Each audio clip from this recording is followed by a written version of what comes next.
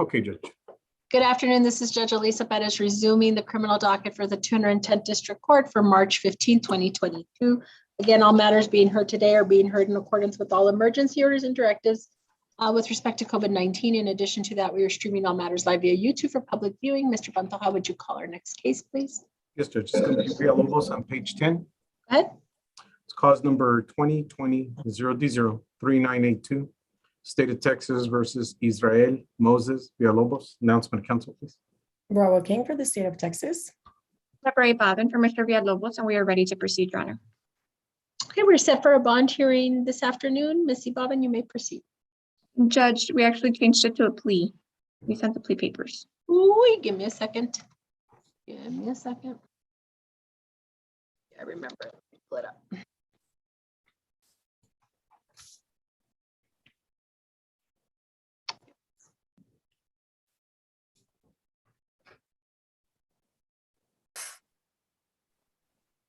Now my computer's super slow.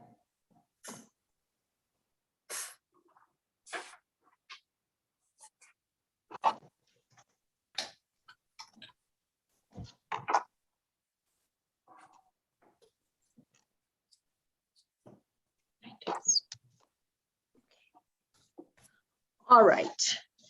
And your attorney is correct. We did change that. And I do have the plea papers here in front of me, Mr. Villalobos. We're about to get started. So I'm going to be asking you questions. All this was originally a bond hearing. We are now set for a plea. I've received the plea papers and will be asking you questions. So I need to swear you in. If you would please raise your right hand.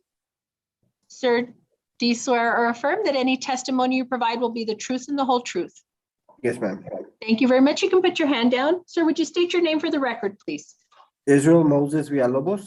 Mr. Villalobos, as I mentioned, be asking you questions. The first of which of the documents I'm going to ask you about are marked as State's Exhibit number 1.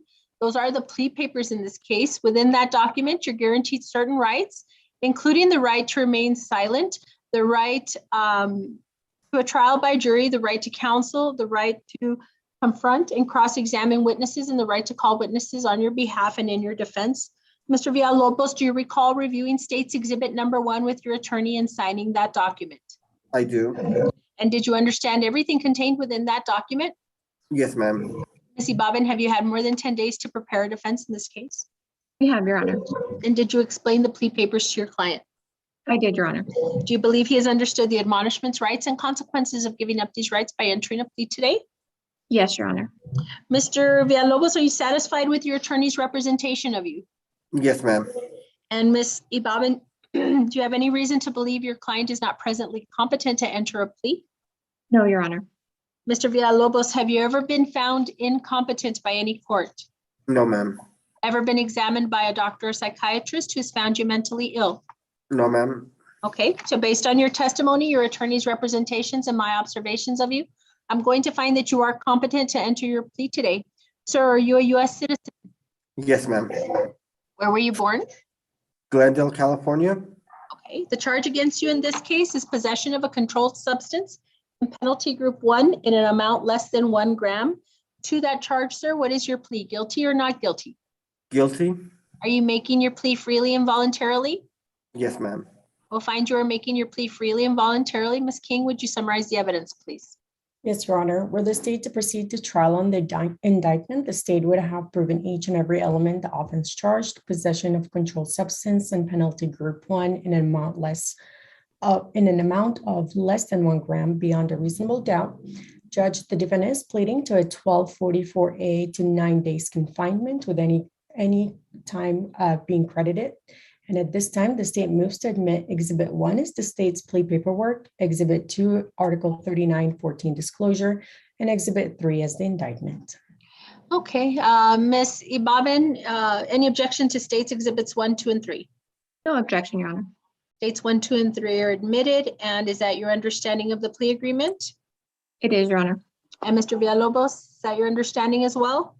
Yes, ma'am. Okay, understand that the plea agreement is not binding on the court. However, if I were to reject it, I would allow you to withdraw your plea. If I follow the plea agreement, you may not appeal this case except on matters raised by written motion and ruled on before trial or by permission of the court. The next document I'm going to ask you about is the 1-page trial court certification of your right to appeal. It is a document that explains your appeal rights. Because this is a plea bargained or negotiated case, you do not have an automatic right of appeal. Mr. Villalobos, do you recall reviewing the trial court certification with your attorney and signing that document? No issue.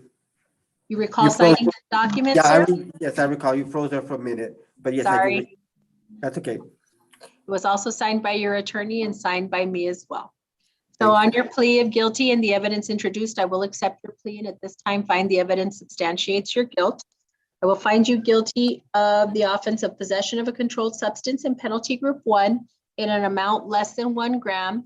And I will sentence you according to the plea agreement and in accordance with 1244A of the Texas Penal Code to 9 days confinement in the El Paso County Detention Facility. You will receive credit for any and all time that you have served. Is there anything further, Ms. King or Missy Bobbin? Nothing further to say, Your Honor. Nothing further, Your Honor. Thank you. Thank you very much. Good luck to you, Mr. Villalobos. Thank you, ladies. Okay, so is that everything from downtown?